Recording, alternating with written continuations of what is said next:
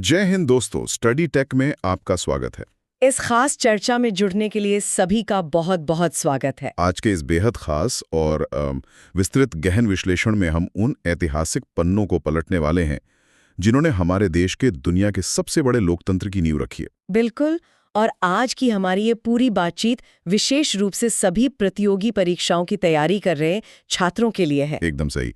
और ये जो पूरा विश्लेषण है ना, ये स्टडी टेक द्वारा तैयार की गई उन शानदार स्लाइड्स और अध्ययन सामग्री पर आधारित है जो किसी भी परीक्षा को भेदने के लिए एक अचूक हथियार का काम करती हैं। हाँ, वो नोट सच में बहुत बेहतरीन तरीके से बनाए गए हैं। तो चलिए आज के सफर की शुरुआत एक बहुत ही शानदार और प्रेरणादायक विचार से करते हैं। मैं सुनने के लिए उत्सुक हूँ। हमेशा याद रखिएगा, मंजिलें उन्हीं को मिलती हैं जिनके सपनों में जान होती है। पंखों से कुछ नहीं होता, हौसलों से उड़ान होती है। क्या बात है! ये प्रेरणादायक विचार आज के हमारे विषय पर पूरी तरह से सटीक बैठता है ना? इसी हौसले और ऊर्जा के साथ आज हम ये विषय लेकर आए हैं। और मैं बताना चाहूंगी कि हौसला और सही दिशा, यही दोनों चीजें किसी भी बड़ी तैयारी का आधार होती है। चाहे वो किसी प्रतियोगी परीक्षा की तैयारी हो या फिर एक पूरे राष्ट्र के निर्माण की। सही कहा आपने। तो आज का हमारा मिशन क्या है? आज की हमारी इस चर्चा का मुख्य उद्देश्य भारत के संविधान निर्माण की मांग के सफर को पूरी तरह से डिकोड करना है। मतलब हम एकदम शुरुआत से देखने वाले हैं। बिल्कुल। हम 1934 के उस दौर से शुरू करेंगे जहां पहली बार एक स्वतंत्र संविधान का विचार सामने आया था, और वहां से होते हुए 1946 के उस ऐतिहासिक वर्ष तक जाएंगे। वो साल जब अंततः हमारी संविधान सभा ने अपना पहला कदम बढ़ाया। जी, क्योंकि ये सफर सिर्फ कुछ तारीखों और घटनाओं का संकलन मात्र नहीं है। तो फिर ये क्या है? ये इस बात का प्रमाण है कि कैसे एक छोटे से वैचारिक बीज ने दशकों के कड़े संघर्ष और अनगिनत बलिदानों के माध्यम से एक पूरे राष्ट्र के भविष्य का रूप ले लिया। बहुत ही गहरी बात कही आपने। तो चलिए इस पूरी ऐतिहासिक यात्रा की परतें खोलते हैं। शुरुआत करते हैं साल 1934 से। स्टडी टेक की जो पहली स्लाइड मेरे सामने है, उसमें बड़े ही स्पष्ट शब्दों में बताया गया है कि सबसे पहले एम.एन. रॉय ने भारत में संविधान सभा की मांग रखी थी। हाँ, और ये वो दौर था जब देश में हर तरफ सिर्फ पूर्ण स्वराज और आजादी की ही बात होती थी। ऐसे माहौल में एम.एन. रॉय वो पहले व्यक्ति थे जिन्होंने एक कदम आगे बढ़कर ये सोचा कि आजादी मिलने के बाद देश कैसे चलेगा। यही बात उन्हें खास बनाती है। उन्होंने यह प्रस्ताव रखा कि हमारा अपना एक लिखित संविधान होना चाहिए और इसे बनाने के लिए भारतीयों की ही एक संविधान सभा होनी चाहिए। यहाँ जो बात इतिहास के नजरिए से सबसे ज्यादा ध्यान देने योग्य है वो ये है कि किसी भी बड़े बदलाव की शुरुआत अक्सर एक अकेले व्यक्ति की दूरदर्शी सोच से ही होती है। बिल्कुल। और एम.एन. रॉय कोई आम इंसान तो थे नहीं। जी नहीं, वे भारत में कम्युनिस्ट आंदोलन के प्रणेता थे। उनकी सोच बहुत तार्किक थी। 1934 में उन्होंने ये वैचारिक बीज बोया था। और फिर ये बीज एक बड़े आंदोलन में कैसे बदला? अगर हम इस घटनाक्रम को एक बड़ी राजनीतिक तस्वीर से जोड़कर देखें तो हम पाते हैं कि ठीक एक साल बाद यानी 1935 में भारतीय राष्ट्रीय कांग्रेस ने इसे अपने आधिकारिक मांग के रूप में अपना लिया। आधिकारिक मांग मतलब ऑफिशियल डिमांड। इसका असर तो बहुत बड़ा हुआ होगा। बहुत बड़ा। आधिकारिक मांग बनने का अर्थ बहुत गहरा था। इसका सीधा सा मतलब ये था कि अब ये किसी एक विचारक का निजी सपना नहीं रह गया था। हाँ, अब ये भारत के सबसे बड़े और सबसे प्रभावशाली राजनीतिक मंच का मुख्य एजेंडा बन चुका था। एकदम सही। और अंग्रेजों के लिए अब इस मांग को नजरअंदाज करना लगभग असंभव होने वाला था। इसके बाद का घटनाक्रम तो और भी तेजी से बदलता है।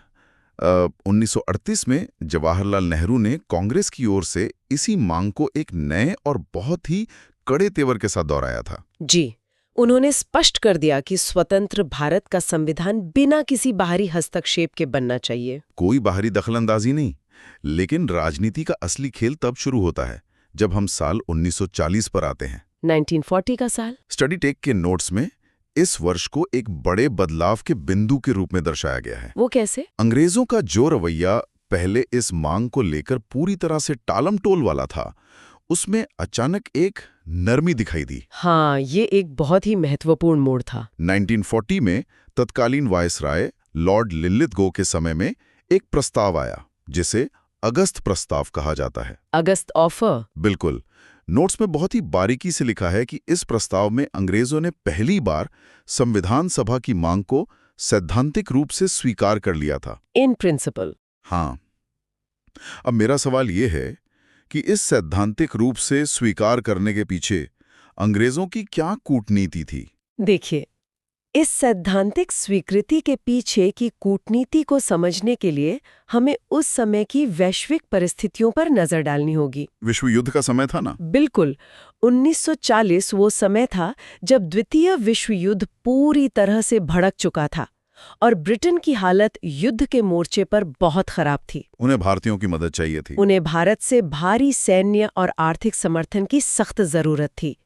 ऐसे में सैद्धांतिक रूप से स्वीकार करना कूटनीति की एक बहुत ही चालाक भाषा थी। मतलब सिर्फ बातों में मान लिया? हाँ, इसका सीधा सा मतलब ये था कि अंग्रेजों ने ये तो मान लिया कि भारतीयों को अपना संविधान बनाने का अधिकार है, लेकिन ये प्रक्रिया कब शुरू होगी, इसकी रूपरेखा क्या होगी और इसका पूरा नियंत्रण किसके पास होगा, इन अहम सवालों पर वे पूरी तरह से मौन थे। अरे बाप रे, ये तो एक तरह का ऐसा वादा था जिसमें अनगिनत शर्तें छुपी हुई थी। वेश कर गया। ये बहुत ही सटीक विश्लेषण है और यही असंतोष हमें ले जाता है 1942 के उस मशहूर क्रिप्स प्रस्ताव तक। Stafford Cripps? हाँ, स्टैफर्ड क्रिप्स एक स्वतंत्र संविधान का प्रारूप लेकर भारत आए थे, लेकिन उस प्रारूप का नतीजा क्या हुआ वो तो हम सब जानते हैं।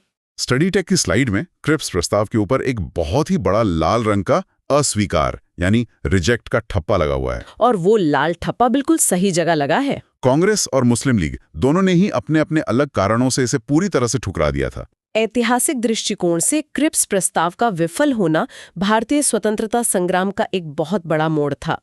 मैं बताना चाहूंगी कि कांग्रेस ने इसे इसलिए खारिज किया क्योंकि इसमें अभी भी पूर्ण स्वतंत्रता की जगह डोमिनियन स्टेटस की बात कही गई थी। अच्छा, वही डोमिनियन स्टेटस जिसे महात्मा गांधी ने डूबते हुए बैंक का आगे की तारीख वाला चेक कहा था।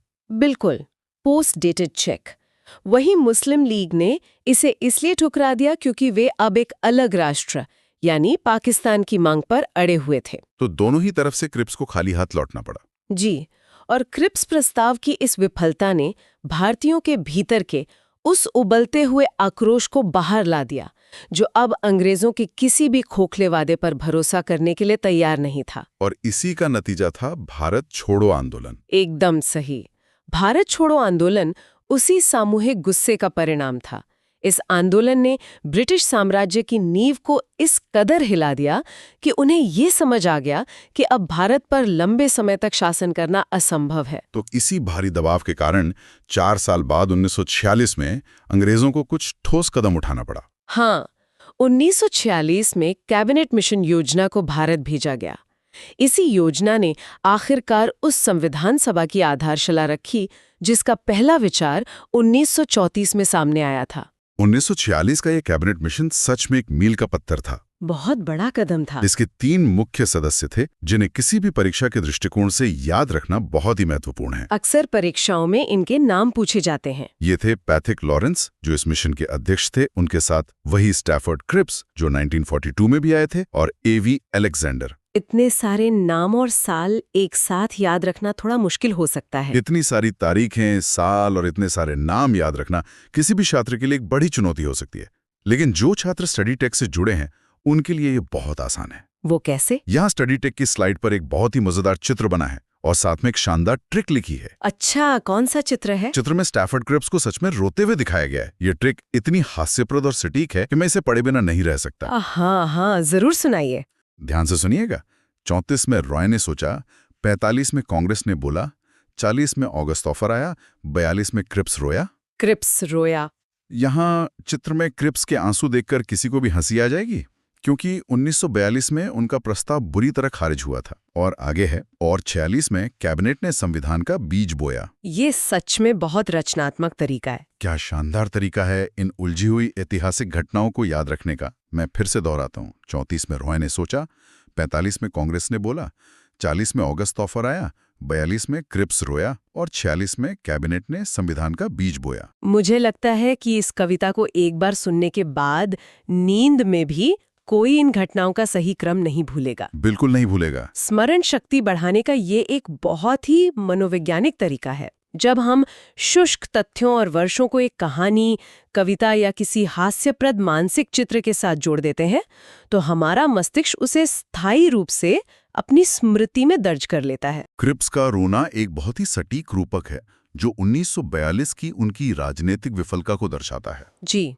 अब जब हम ये समझ चुके हैं कि संविधान सभा के गठन की सैद्धांतिक और व्यावहारिक मंजूरी कैसे मिली, तो चलिए इस ऐतिहासिक सभा की संरचना या रूपरेखा की गहराई में उतरते हैं। संरचना यानी कितने लोग थे, कहां से आए थे, वो सब। बिल्कुल। नवंबर 1946 में जब कैबिनेट मिशन के प्रावधानों के तहत अंततः सभा का गठन हुआ, तो कुल सदस्यों की संख्या 389 निर्धारित की गई थी। ये 389 का आंकड़ा अक्सर छात्रों को भ्रमित करता है।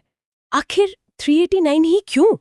मतलब 400 या 350 क्यों नहीं? ये एक बहुत ही स्वाभाविक सा सवाल है। स्टडी टेक के नोट्स में इसका जो गणित समझाया गया है वो बहुत ही स्पष्ट है। सीटों का ये बंटवारा किसी की मन मर्जी से नहीं हुआ था, बल्कि इसे पूरी तरह से जनसंख्या के आधार पर तय किया गया था। इसका एक बहुत ही सीधा फॉर्मूला बनाया गया था। लगभग 10 लाख की आबादी पर एक सीट का निर्धारण किया गया। उस समय के अविभाजित भारत की कुल जनसंख्या के हिसाब से यही वो गणित था जिसने 389 का ये विशेष आंकड़ा दिया। इस गणित के पीछे की प्रशासनिक चुनौती की कल्पना करना भी रोंगटे खड़े कर देता है। मैं सोच रही थी कि 1946 का भारत आज के भारत से कितना अलग था। बहुत अलग था। ना तो कोई बहुत सटीक और आधुनिक जनगणना उपलब्ध थी और न ही देश का प्रशासनिक ढांचा एक समान था।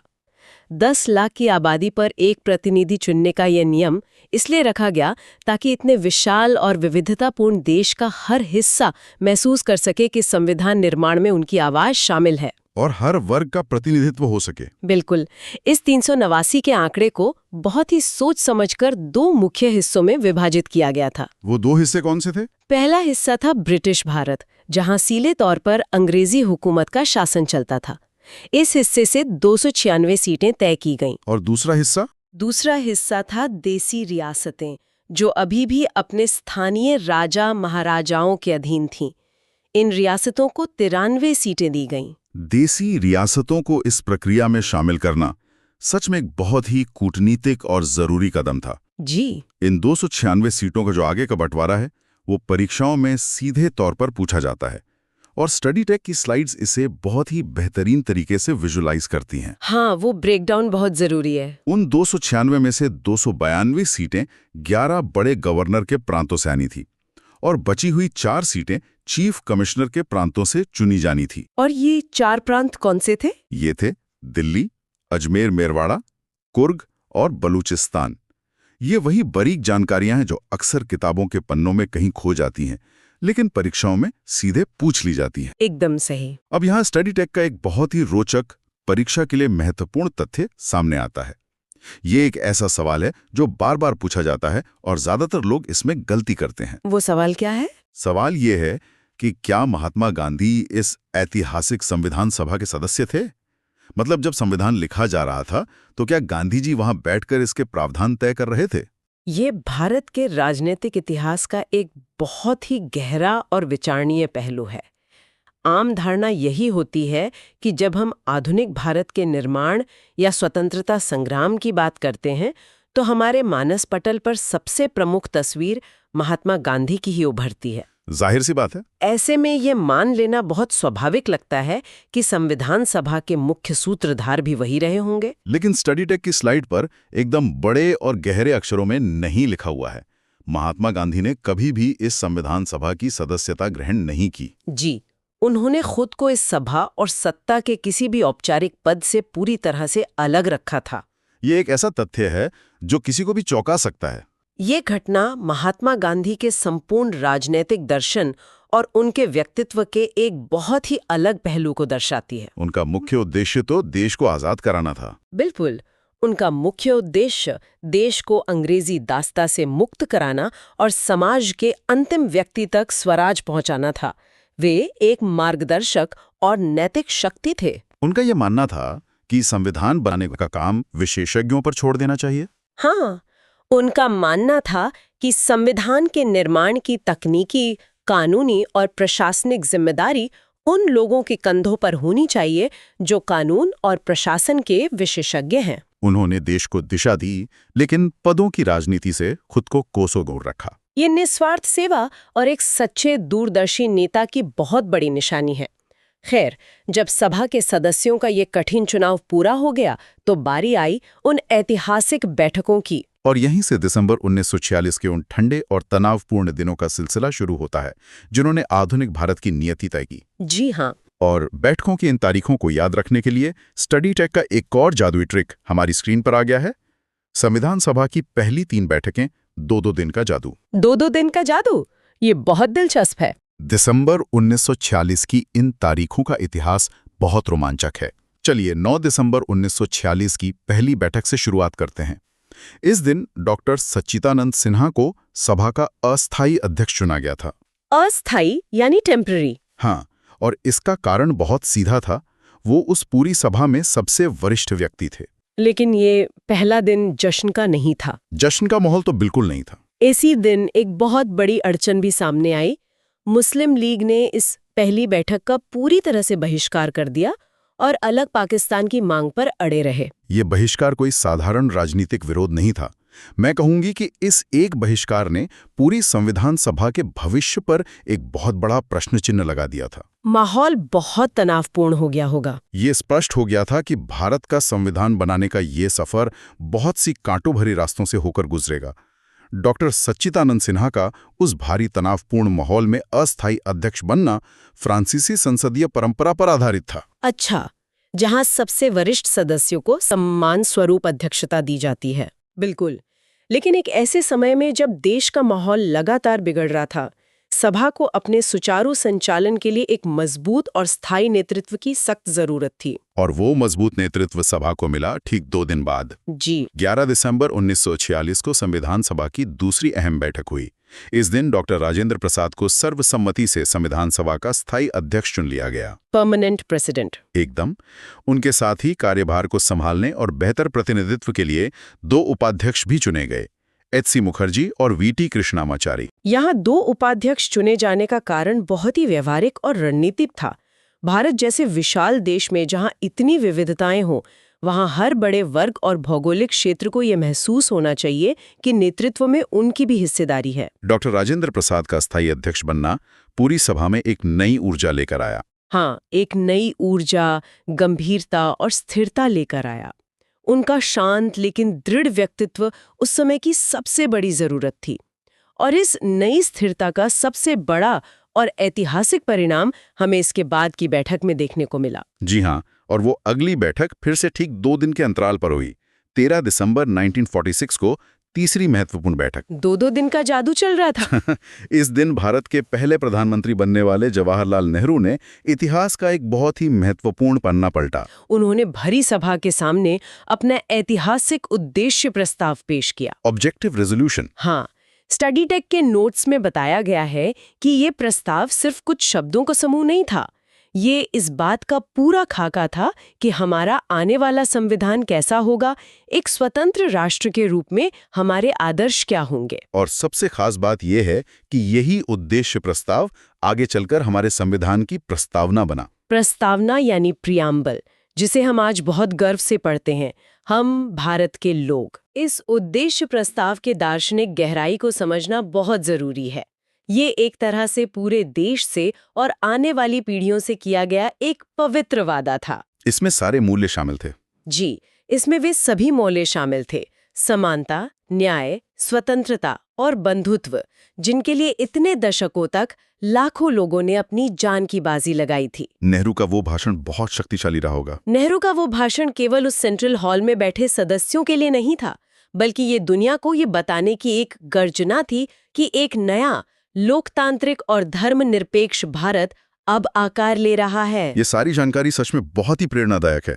और अब बारी है स्टडी टेक के उस मास्टर स्ट्रोक की, जिससे ये तीनों तारीखें हमेशा के लिए दिमाग में छप जाएंगी। वो 2-2 दिन के जादू वाली ट्रिक। बिल्कुल। स्टडी टेक का 2-2 दिन का जादू वाला ट्रिक कहता है 9 को अस्थायी बैठे, 11 को स्थायी बैठे और 13 को नेहरू जी ने उद्देश्य बता दिया। कितनी आसानी से इस पूरी क्रोनोलॉजी को एक सूत्र में बांध दिया गया है। 9 दिसंबर को अस्थायी अध्यक्ष, ठीक 2 दिन बाद 11 दिसंबर को स्थायी अध्यक्ष और फिर ठीक 2 दिन बाद 13 दिसंबर को उद्देश्य प्रस्ताव।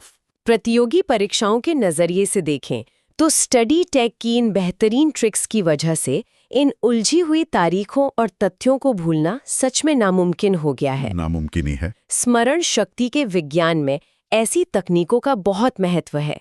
केवल जानकारी का एकत्रीकरण ही पर्याप्त नहीं होता, उस जानकारी को परीक्षा के दबाव वाले माहौल में सही समय पर याद कर पाना असली चुनौती होती है। सही बात है। अगर हम प्रतियोगी परीक्षाओं की तैयारी करना किसी चक्रव्यूह में घुसने से कम नहीं है। बिल्कुल। मतलब जो लोग दिन रात किताबों में लगे रहते हैं, उन्हें पता है कि इतिहास का जो सिलेबस है वो कितना विशाल होता है। हाँ बिल्कुल, वो तो है। खास तौर पे जब बात उन जोड़ी मिलाने वाले या मैचिंग वाले सवालों की आती है। एक तरफ इतने सारे ऐतिहासिक नाम होते हैं और दूसरी तरफ उनके भारी भरकम विभाग। उस समय तो ऐसा लगता है कि बस दिमाग का फ्यूज ही उड़ जाएगा। सही कहा। इतने सारे तथ्य रटना कोई आसान काम थोड़ी है ना। स्वतंत्र भारत यानी 1947 की पहली कैबिनेट के महत्वपूर्ण मंत्री, उनके विभागों और संविधान सभा के उन दोहरे कार्यों को समझना जो कि उस समय की बहुत बड़ी जरूरत थी। बिल्कुल। लेकिन सबसे अच्छी बात यह है कि हम स्टडी टेक के उन बहुत ही मज़ेदार और फनी ट्रिक्स का इस्तेमाल करेंगे। मतलब इन्होंने इस बोरिंग चीज़ को एक कॉमेडी शो जितना आसान बना दिया है। यहाँ सबसे फैसिनेटिंग बात यह है कि जब हम 1947 के उस दौर को देखते हैं तो वो कोई नॉर्मल समय नहीं था, वो एक नए राष्ट्र के निर्माण का समय था और हर एक मंत्रालय अपने आप में बहुत बड़ी जिम्मेदारी था। बिल्कुल, एक बहुत बड़ा बोझ था। हाँ, और ये देखकर बहुत अच्छा लगता है कि कैसे स्टडी टेक ने इन भारी भरकम ऐतिहासिक तथ्यों को याद करने के लिए इतनी क्रिएटिव मेमोरी ट्रिक्स का इस्तेमाल किया है। परीक्षा के दबाव में लोग सीधे सीधे रटे हुए तथ्य भूल सकते हैं, लेकिन अगर उसे किसी फनी चीज से जोड़ दें तो वो याद रहता है। एग्जैक्टली। जब आप किसी जानकारी को किसी मजेदार कहानी से जोड़ देते हैं तो वो दिमाग में छप जाती है। तो चलिए स्टडी टेक के स्लाइड के पहले हिस्से से शुरुआत करते हैं, जहां से मैचिंग वाले सबसे ज्यादा सवाल आते हैं। सबसे पहले बात करते हैं पंडित जवाहरलाल नेहरू की, जो कि पहले प्रधानमंत्री थे। जी, प्रधानमंत्री तो थे ही, लेकिन उनके पास विदेश मंत्रालय, राष्ट्रमंडल संबंध और वैज्ञानिक अनुसंधान मतलब साइंटिफिक रिसर्च का प्रभार भी था। अब प्रधानमंत्री और विदेश मंत्रालय तो समझ आता है, लेकिन साइंटिफिक रिसर्च, हाँ, मतलब आजादी के तुरंत बाद जब देश में इतनी उथल-पुथल थी, लोगों के पास बुनियादी चीजें नहीं थी, तब प्रधानमंत्री का खुद साइंटिफिक रिसर्च संभालना, क्या ये उस समय की जमीनी हकीकत से थोड़ा अलग नहीं लगता? अगर हम इसे बिगर पिक्चर से जोड़ें तो ये बिल्कुल भी आउट ऑफ टच नहीं था, बल्कि ये एक बहुत ही सोची समझी लॉन्ग टर्म स्ट्रैटेजी थी। अच्छा, वो कैसे? देखिए, नेहरू ये अच्छी तरह जानते थे कि अगर भारत को भविष्य में पश्चिमी देशों पर निर्भर नहीं रहना है तो अपनी खुद की वैज्ञानिक नींव तो बनानी होगी। ये एक विजन था कि हम सिर्फ आज की समस्या नहीं सुलझाएंगे बल्कि भविष्य का ढांचा भी तैयार करेंगे। ये नजरिया वाकई चीजों को स्पष्ट करता है। स्टडी टेक की स्लाइड में इसके बाद सरदार वल्लभ भाई पटेल और डॉक्टर BR अम्बेडकर का जिक्र है, जो उस कैबिनेट के बहुत बड़े स्तंभ थे। बिल्कुल। सरदार पटेल के पास गृह मंत्रालय, सूचना एवं प्रसारण और राज्यों के मामलों का प्रभार था और डॉक्टर अम्बेडकर देश के पहले कानून मंत्री बने। यहाँ एक बहुत ही दिलचस्प पॉइंट है। पटेल का राज्यों के मामले संभालना भारत के एकीकरण के लिए सबसे ज्यादा महत्वपूर्ण था। हाँ, क्योंकि उस समय इतनी सारी रियासतें थी। एग्जैक्टली। 500 से ज्यादा रियासतों को एक साथ लाना कोई छोटी बात नहीं थी। और दूसरी तरफ डॉक्टर अंबेडकर को कानून मंत्री बनाना यह दिखाता है कि उस समय राष्ट्र निर्माण के लिए वैचारिक मतभेदों को भी किनारे रख दिया गया था। ये वाकई में बहुत शानदार बात है। खैर, अब आते हैं उस हिस्से पर जहां बात रियली दिलचस्प हो जाती है, स्टडी टेक के मजेदार ट्रिक्स। स्लाइड का पहला भाग फूड एंड फ्रीडम के बारे में है। यहाँ से असली याद करने का खेल शुरू होता है। तो डॉक्टर राजेंद्र प्रसाद को खाद्य एवं कृषि मंत्रालय मिला था। आपको इसे कैसे याद रखे? स्टडी टेक का ट्रिक है कि प्रसाद में हमेशा खाद्य मिलता है, मतलब खाने की चीज मिलती है। ये काफी क्रिएटिव है। मुझे तो हंसी आ गई थी ये देखकर। मतलब सीधे मंदिर के प्रसाद को देश के कृषि मंत्रालय से जोड़ दिया। ये सुनने में भले ही फनी लगे, लेकिन ह्यूमन ब्रेन जो है वो पैटर्न और कहानियों को याद रखने में बहुत माहिर होता है। और व्हाट इज फैसिनेटिंग हियर इसकी ये साधारण ट्रिक्स ऐतिहासिक तथ्यों की कॉम्प्लेक्सिटी को एकदम खत्म कर देते हैं। बिल्कुल। और दूसरा ट्रिक मौलाना अबुल कलाम आजाद के लिए है, जो शिक्षा मंत्री थे। ट्रिक है, आजाद भारत में सबको शिक्षा मिलेगी। बहुत ही सीधा और प्रभावशाली, एकदम सटीक। अब हम स्टडी टेक की दूसरी स्लाइड पर बढ़ते हैं, जहां और भी मजेदार लॉजिक लगाए गए हैं। पैसा, ताकत और स्वास्थ्य। इस सब का क्या मतलब है?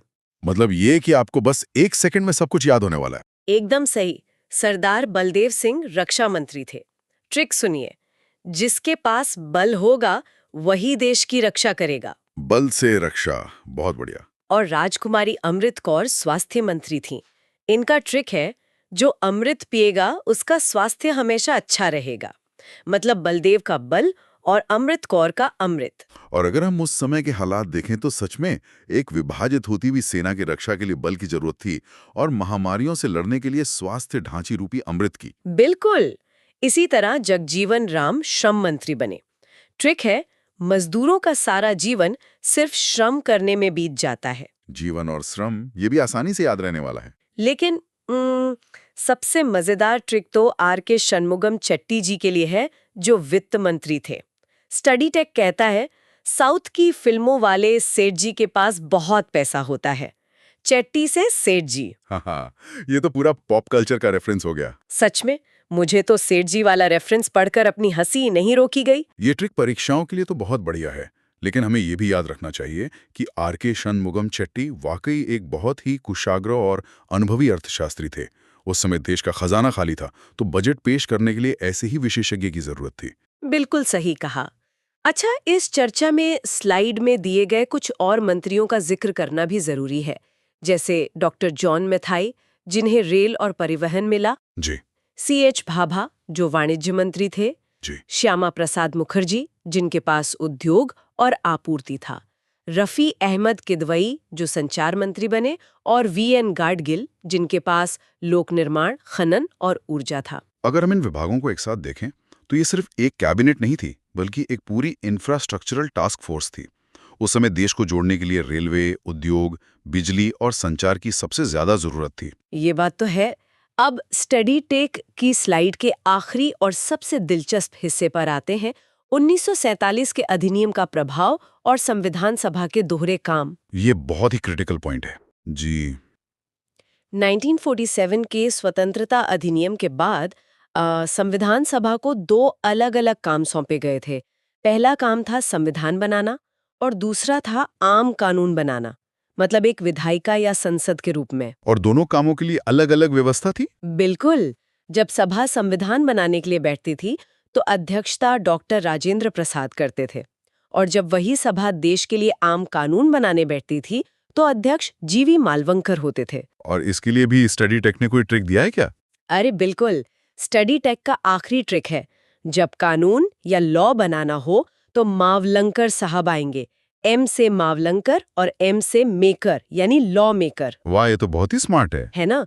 और जब संविधान बनाना हो तो राजेंद्र प्रसाद जी बैठेंगे। परीक्षाओं के लिए ये ट्रिक सच में संजीवनी का काम करते हैं। और इससे एक अहम सवाल भी उठता है। कैसा सवाल? यही कि कैसे एक ही समूह के लोग एक ही दिन में या एक ही सत्र में 2 पूरी तरह से अलग भूमिकाएं निभा रहे थे। एक तरफ वो संविधान निर्माता थे और दूसरी तरफ आम सांसद। ये उस समय के नेताओं की मानसिक क्षमता और अडेप्टेबिलिटी को दर्शाता है। सही बात है। और हाँ, स्रोत के अनुसार ये भी स्पष्ट किया गया है कि स्वतंत्र भारत के पहले भारतीय गवर्नर जनरल C. राजगोपालाचारी बने थे, जो कि आजाद भारत का एक बहुत बड़ा ऐतिहासिक माइलस्टोन था। बिल्कुल। तो कुल मिलाकर स्टडी टेक की इस बेहतरीन स्लाइड ने न केवल 1947 के कैबिनेट और संविधान सभा के कार्यों को आसान बनाया है, बल्कि अपने फनी ट्रिक्स के जरिए वो प्रसाद से लेकर साउथ के सेठ जी तक इसे कभी न भूलने वाला अनुभव बना दिया है। मेरा भी यही मानना है कि भारी भरकम इतिहास को भी अगर सही नजरिए और थोड़ी सी रचनात्मकता के साथ पढ़ा जाए तो वो बहुत ही रोचक बन जाता है। एकदम सही। वे स्टडी टेक द्वारा तैयार की गई कुछ बहुत ही बेहतरीन और जिसे हम कहते हैं एकदम रामबाण स्लाइड्स सही है। कहा। रामबाण इसलिए क्योंकि संविधान के ऐतिहासिक तथ्यों को याद रखना मतलब कई बार एक पहाड़ चढ़ने जैसा लगता है। एकदम। और जैसा कि हम हमेशा इस चर्चा में कहते हैं, सही दिशा और स्टडी टेक की शानदार ट्रिक्स से कोई भी परीक्षा आसानी से पास की जा सकती है। बिल्कुल पास की जा सकती है। बस हौसला बुलंद होना चाहिए। तो आज हम भारतीय संविधान के निर्माण की पूरी कहानी को इन अद्भुत स्टडी टेक स्लाइड्स के जरिए डिकोड करने वाले हैं, ताकि ये सिर्फ रट्टा मारने वाला विषय ना रहे। हाँ, मतलब इस चर्चा का हमारा मुख्य उद्देश्य भी यही है। अक्सर जब संविधान के निर्माण की बात आती है ना, तो छात्रों के सामने अनगिनत तारीखों, समितियों और भारी भरकम तथ्यों का एक पहाड़ खड़ा हो जाता है। बाप रे, बहुत सारे फैक्ट्स होते हैं। परीक्षा के दबाव में इन सबको ज्यों का त्यों याद रखना लगभग असंभव है, लेकिन स्टडी टेक की इन स्लाइड्स में जिस तरह से ट्रिक्स का इस्तेमाल किया गया है, और चित्रों का भी? जी, चित्रों और लॉजिकल ट्रिक्स का, वो इस पूरी प्रक्रिया को रटने के बजाय समझने योग्य बनाता है। आज हम सिर्फ ये नहीं देखेंगे कि क्या हुआ था, बल्कि ये भी समझेंगे कि वो क्यों हुआ था। ये बहुत जरूरी है। जब हम किसी तथ्य के पीछे का कारण समझ लेते हैं तो वो हमेशा के लिए दिमाग में बैठ जाता है। एकदम सही। तो चलिए सीधे उन आंकड़ों से शुरुआत करते हैं जो अक्सर परीक्षाओं में सबसे पहले पूछे जाते हैं। बिल्कुल, द बिग नंबर्स। हाँ, संविधान बनाने में लगा कुल समय 2 वर्ष 11 माह और 18 दिन। इसके साथ ही इसमें लगभग 64 लाख रुपए का खर्च आया था और कुल 11 सत्र आयोजित किए गए थे। अब एक सवाल जो शायद कई छात्रों के मन में आता होगा कि लगभग 3 साल का समय क्या बहुत ज्यादा नहीं था? देखिए, अगर हम उस समय के ऐतिहासिक परिप्रेक्ष्य को देखें तो ये समय बिल्कुल भी ज्यादा नहीं था। अच्छा। जरा सोचिए, भारत कोई छोटा मोटा देश तो था नहीं, ये विविधताओं से भरा एक विशाल उपमहाद्वीप था। हाँ, वो दौर बहुत उथल-पुथल वाला था। बिल्कुल, सैकड़ों रियासतें थीं, अलग अलग धर्म भाषाएं थीं। इन सभी को एक सूत्र में पिरोने के लिए एक ऐसा ढांचा चाहिए था जो सदियों तक चले। मतलब कोई जल्दबाजी वाला काम नहीं था। एकदम नहीं। जो 11 सत्रों की बात आपने की, वो सिर्फ औपचारिक बैठकें नहीं थी। उन बैठकों में संविधान के एक एक शब्द पर तीखी बहसें हुई। और 64 लाख रुपए का खर्च? 1940 के दशक के अंत में ये एक बहुत बड़ी धनराशि थी। ये खर्च दुनिया भर के संविधानों के अध्ययन, विशेषज्ञों की यात्राओं और इतने बड़े स्तर पर बुनियादी ढांचा तैयार करने में लगा। तो मतलब ये एक नए लोकतंत्र की नींव में किया गया सबसे महत्वपूर्ण निवेश था। बिल्कुल। ये नजरिया सच में चीजों को स्पष्ट कर देता है। अब हम उन उलझाने वाली तिथियों पर आते हैं जिन्हें लेकर अक्सर परीक्षा हॉल में पसीने छूट जाते हैं। हाँ, डेट्स को लेकर बहुत कंफ्यूजन होता है। स्टडी टेक की स्लाइड में 2 तारीखें बहुत स्पष्ट रूप से दी गई हैं। पहली है 22 जुलाई 1947, जब हमारे राष्ट्रीय ध्वज को अपनाया गया था, और दूसरी है 24 जनवरी 1950, जो कि बहुत ही खास दिन है। हाँ, इस दिन राष्ट्रीय गान जन गण मन और राष्ट्रीय गीत वंदे मातरम अपनाए गए। डॉक्टर राजेंद्र प्रसाद देश के पहले राष्ट्रपति चुने गए और ये संविधान सभा की अंतिम बैठक भी थी। सही कहा। इन तारीखों के चयन के पीछे आखिर क्या लॉजिक था? देखिए, इन दोनों तारीखों का अपना एक रणनीतिक महत्व है। 22 जुलाई 1947 की तारीख आज़ादी से ठीक पहले आती है। 15 अगस्त से पहले। हाँ, देश को स्वतंत्र होने से पहले दुनिया के सामने अपनी एक पहचान स्थापित करनी थी। इसलिए एक ध्वज का होना सबसे पहली जरूरत थी, ताकि 15 अगस्त को फहराने के लिए हमारे पास अपना झंडा हो। ये तो बहुत लॉजिकल है। और 24 जनवरी वाली बात? 24 जनवरी 1950 का महत्व इसलिए है क्योंकि 26 जनवरी को हमें पूर्ण रूप से गणतंत्र घोषित होना था। मतलब एक संप्रभु गणतंत्र। बिल्कुल, एक ऐसा देश जिसका प्रमुख कोई राजा नहीं बल्कि चुनावा प्रतिनिधि होता है।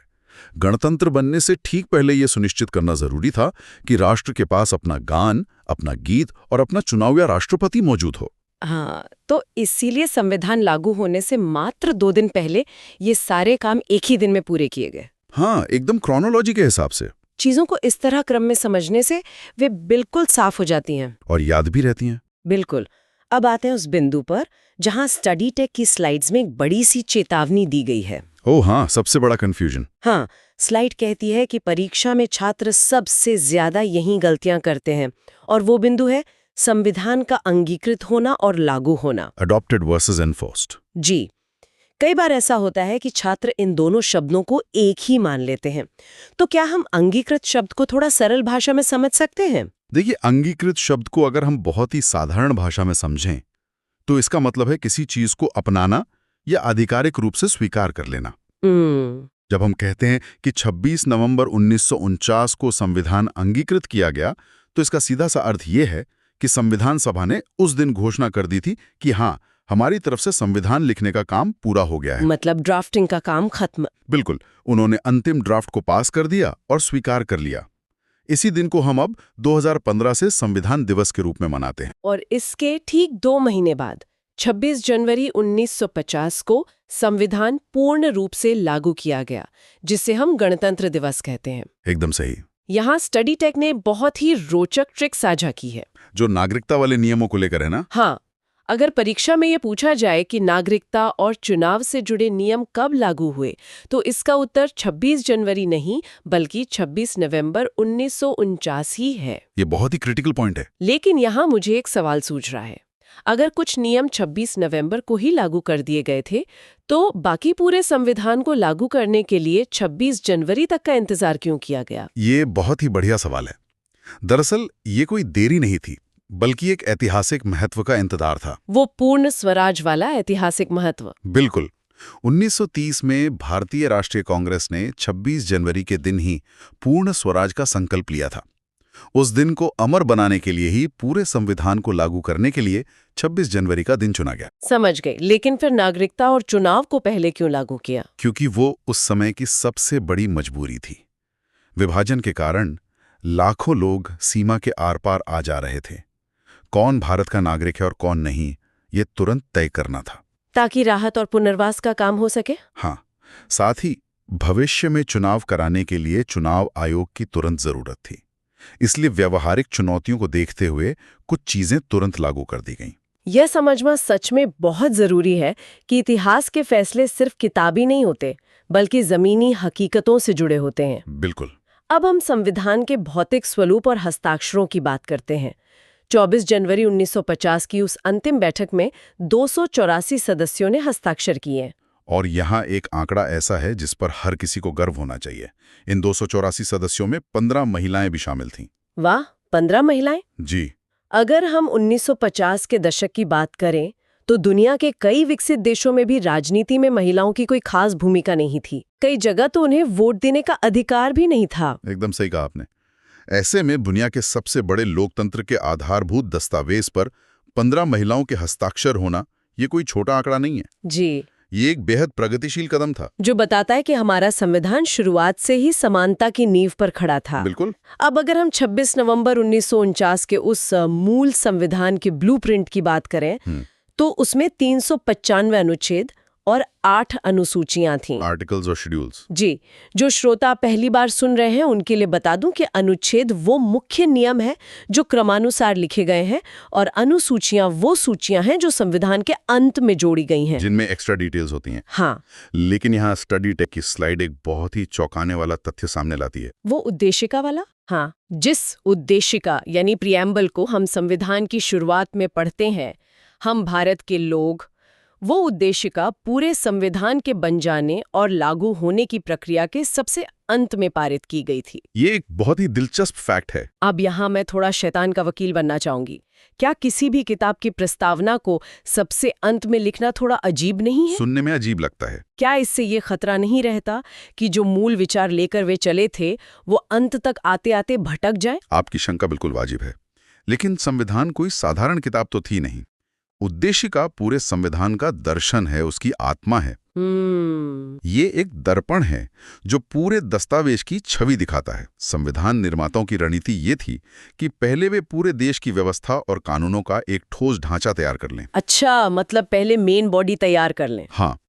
जब 395 अनुच्छेदों का ढांचा तैयार हो गया, तब उन्होंने ये सुनिश्चित किया कि उद्देशिका का एक एक शब्द उस तैयार ढांचे से मेल खाता हो। अब समझी। अगर वे उद्देशिका पहले लिख देते और बाद में बहस के दौरान किसी कानून में कोई बदलाव आ जाता, तो विरोधाभास पैदा हो सकता था। इसलिए सार को सबसे अंत में फाइनल करना एक बहुत ही सुरक्षित रणनीति थी। ये तो बहुत ही तार्किक है। बिल्कुल। अब हम चर्चा के उस हिस्से की तरफ बढ़ते हैं जो मुझे सबसे ज्यादा मजेदार लगता है। सुपर फैक्ट्स और स्टडी टेक की वो मजेदार ट्रिक्स जो रटने से आजादी दिलाती हैं। बिल्कुल। शुरुआत करते हैं संविधान सभा के प्रतीक या सिंबल से। हाँ। ये हाथी था। स्टडी टेक की ट्रिक्स के अनुसार इसे ऐसे याद रखा जा सकता है कि चूंकि हमारा संविधान दुनिया का सबसे विशाल संविधान है, इसलिए प्रतीक भी जमीन का सबसे बड़ा जानवर हाथी रखा गया। यह एक बेहतरीन मेमोरी हुक है ना? और इसके अलावा भारतीय संस्कृति में हाथी को केवल आकार के लिए नहीं, बल्कि ज्ञान, धैर्य और स्थिरता के प्रतीक के रूप में देखा जाता है। हमारे संविधान को इन चीजों की बहुत आवश्यकता थी। बहुत खूब। अगला महत्वपूर्ण नाम आता है संवैधानिक सलाहकार का, BN राव जी। यहाँ स्टडी टेक की ट्रिक बहुत ही मजेदार है। राव ने सबको अपनी राय दी थी। राय से राव याद रखना कितना आसान हो गया। बहुत आसान है और BN राव का योगदान सिर्फ राय देने तक सीमित नहीं था। वे एक बहुत ही कुशाग्र कानूनी विशेषज्ञ थे। अच्छा। उन्होंने दुनिया भर के देशों की यात्रा की और भारतीय संविधान का एक प्रारंभिक ड्राफ्ट तैयार करके समितियों को दिया था। मतलब उन्होंने एक तरह से बेस तैयार किया था। बिल्कुल। इसके बाद बात आती है संविधान की हस्तलिपि या कैलीग्राफी की। जी। ये काम किया था प्रेम बिहारी नारायण रायजादा ने। जी, जिन्होंने अपने हाथों से इसे लिखा। हाँ, सुंदर इटालिक अंग्रेजी में। यस। स्टडी टेक की ट्रिक कहती है कि संविधान को बहुत ही प्रेम से लिखा गया था, इसलिए नाम में प्रेम है। ये बहुत ही प्यारी ट्रिक है और प्रेम बिहारी जी से जुड़ी एक बहुत ही प्रेरक कहानी भी है। क्या कहानी है? जब उनसे इस काम के लिए उनकी फीस पूछी गई तो उन्होंने एक भी रुपया लेने से मना कर दिया था। उनकी केवल एक शर्त थी कि वे संविधान के हर पन्ने पर अपना नाम और अंतिम पन्ने पर अपने दादाजी का नाम लिखेंगे। बाप रे, ये तो बहुत ही सम्मान की बात है ना? लेकिन हमें यह भी याद रखना चाहिए कि ये सिर्फ एक व्यक्ति का काम नहीं था। पन्नों की कलात्मक सजावट का काम शांति निकेतन के कलाकारों ने किया था, जैसे नंदलाल बोस और BR सिन्हा। बिल्कुल। और एक और बहुत महत्वपूर्ण नाम SN मुखर्जी का है, जो मुख्य प्रारूप लेखक या चीफ ड्राफ्ट्समैन थे। उनका क्या रोल था? नेताओं की बहसों और विचारों को एक सटीक कानूनी भाषा में पिरोने का जटिल काम SN मुखर्जी ने ही किया था। ये एक बेहतरीन टीम वर्क था। इन कहानियों को जानने के बाद सच में ये तथ्य सिर्फ जानकारी नहीं लगते, बल्कि जीवित इतिहास बन जाते हैं। एकदम सही। अब हम उस चुनौती की ओर बढ़ते हैं जो अक्सर प्रतियोगी परीक्षाओं में छात्रों की पसीना छुड़ा देती है। मुझे पता है आप किसकी बात कर रही हैं। कमिटीज। जी हाँ, संविधान सभा की समितियां। लेकिन स्टडी टेक ने अपनी स्लाइड्स में रटने से आजादी का जो फॉर्मूला दिया है वो कमाल का है। चलिए वो ट्रिक्स भी श्रोताओं के साथ साझा करते हैं। बिल्कुल। सबसे पहले जवाहरलाल नेहरू, ये संघ शक्ति समिति, संघ संविधान समिति और राज्य समिति के अध्यक्ष थे। ट्रिक ये है कि जहां भी संघ शब्द आए, आंख बंद करके नेहरू पर टिक लगाओ। और ये ट्रिक ऐतिहासिक रूप से भी बिल्कुल सटीक बैठती है। कैसे? क्योंकि जवाहरलाल नेहरू स्वतंत्र भारत के पहले प्रधानमंत्री बनने वाले थे और केंद्र सरकार या संघ का नेतृत्व उन्हें ही करना था। तो स्वाभाविक रूप से संघ से जुड़ी समितियां उन्हीं के पास थीं। बिल्कुल। और सरदार पटेल, वे प्रांतीय संविधान समिति और मूल अधिकारों पर सलाहकार समिति के अध्यक्ष थे। हाँ। यहाँ स्टडी टेक की ट्रिक है, जहाँ प्रांत को जोड़ने की बात आए, वहाँ पटेल बाबू। ये तो सबको पता ही है कि सरदार पटेल को भारत का लौह पुरुष कहा जाता है। हाँ, उन्होंने रियासतों को जोड़ा था। आजादी के समय भारत में 500 से अधिक रियासतें थीं। उन सभी प्रांतों को एक साथ मिलाकर एक अखंड भारत का निर्माण करना पटेल जी का ही योगदान था। तो प्रांतीय समिति का अध्यक्ष उनके अलावा कोई हो ही नहीं सकता था। एकदम सही। और मूल अधिकारों को सुनिश्चित करने वाली समिति भी उन्हीं के नेतृत्व में थी। अगली महत्वपूर्ण हस्ती हैं डॉक्टर राजेंद्र प्रसाद। इनके पास प्रक्रिया नियम समिति, संचालन समिति और राष्ट्रीय ध्वज पर तदर्थ समिति थी। स्टडी टेक ने यहाँ जो लॉजिक लगाया है वो शानदार है। सभा का नियम और संचालन कौन करेगा? जो सभा का राजा होगा, यानी राजेंद्र प्रसाद, जो बाद में देश के राष्ट्रपति बने। हाँ, और जो देश का मुखिया होगा वही झंडे से जुड़े फैसले भी लेगा। बहुत ही बढ़िया ट्रिक है। श्रोताओं की जानकारी के लिए बता दूं कि तदर्थ समिति या एड हॉक कमेटी का मतलब होता है एक अस्थायी समिति जो किसी विशेष काम के लिए बनाई जाती है। जैसे ध्वज का चयन करना। बिल्कुल। काम पूरा होते ही वो समाप्त हो जाती है। शब्दों और ऐतिहासिक भूमिकाओं को इस तरह आपस में जोड़ना एक बहुत ही वैज्ञानिक तरीका है। हाँ, इससे दिमाग पर जोर नहीं पड़ता। अब बात करते हैं सबसे महत्वपूर्ण समिति की, मसौदा या प्रारूप समिति, जिसे ड्राफ्टिंग कमेटी कहा जाता है। सबसे अहम समिति। इसका गठन 29 अगस्त 1947 को हुआ था और इसमें कुल 7 सदस्य थे। स्टडी टेक की ट्रिक है कि संविधान लिखने का सबसे भारी जिम्मा एक ही व्यक्ति के कंधों पर था, doctor BR Ambedkar. Doctor Ambedkar का इस पूरी प्रक्रिया में जो योगदान रहा है उसे शब्दों में नहीं बांधा जा सकता। सच में। 7 सदस्यों वाली उस समिति के अध्यक्ष के रूप में अलग अलग रिपोर्ट्स को पढ़ना, उन्हें सिंथेसाइज करना और एक ऐसा कानूनी ढांचा तैयार करना जो सबको मान्य हो, ये कोई आसान काम नहीं था। बिल्कुल। इन प्रमुख समितियों के अलावा कुछ लघु समितियां या माइनर कमिटीज भी थीं। जी। इन्हें भी स्टडी टेक की ट्रिक से डिकोड करना आसान है। जैसे JB कृपलानी मौलिक अधिकार उप समिति के अध्यक्ष थे। ट्रिक है भगवान हम पर कृपा करो और हमें हमारे अधिकार दो। क्या बात है, बहुत ही क्रिएटिव है। इसके अलावा जीवी मावलंकर संविधान सभा के कार्यों पर समिति के अध्यक्ष थे। H.C. मुखर्जी अल्पसंख्यक उप समिति को देख रहे थे। K.M. मुंशी के पास कार्य व्यवस्था समिति थी। और बी पट्टाभी सीतारामैया हाउस समिति और चीफ कमिश्नर प्रांत समिति का जिम्मा संभाल रहे थे। इन छोटी समितियों का भी बहुत महत्व था, है ना? बहुत ज्यादा। वे पर्दे के पीछे बहुत ही बारीक और जरूरी काम कर रही थीं, चाहे वो अल्पसंख्यकों के अधिकारों की बात हो या सभा की रोजमर्रा की कार्यवाही की व्यवस्था। ये पूरी चर्चा ये साबित करती है कि स्टडी टेक की ये स्लाइड्स सच में प्रतियोगी परीक्षाओं की तैयारी कर रहे छात्रों के लिए रामबाण है। एकदम रामबाण है। जो विषय पहले सिर्फ रटने वाला लगता था, वो अब पूरी तरह से लॉजिकल कहानियों से जुड़ गया है। स्टडी टेक का नाम बार बार इसलिए आ रहा है क्योंकि उनकी ट्रिक्स ने सच में काम आसान कर दिया है। और अगर हम परीक्षा के नजरिए से परे जाकर देखें तो एक नागरिक के तौर पर भी ये जानना बहुत जरूरी है कि हमारे देश का कानून कितनी मेहनत से लिखा गया था। बिल्कुल।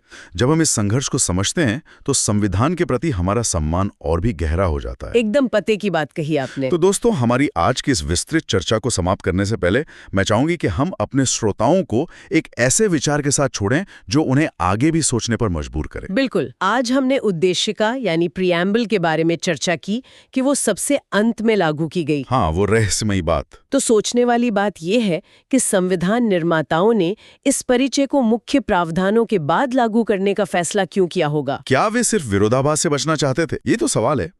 क्या वे पहले ये सुनिश्चित करना चाहते थे कि सारे नियम अपनी जगह पक्के हो जाएं, या इसके पीछे कोई और बड़ी वैचारिक रणनीति थी?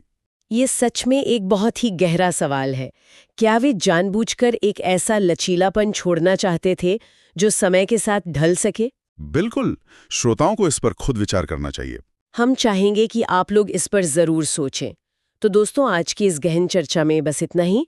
स्टडी टेक की इन अद्भुत और रामबाण स्लाइड्स का हम बहुत बहुत धन्यवाद करते हैं, जिन्होंने इस जटिल विषय को इतना आसान बना दिया। सही कहा। और जाते जाते बस यही कहूंगी, सही दिशा और स्टडी टेक की शानदार ट्रिक्स से कोई भी परीक्षा आसानी से पास की जा सकती है। अपनी तैयारी करते रहिए, गहराई से चीजों को समझते रहिए। जय हिंद।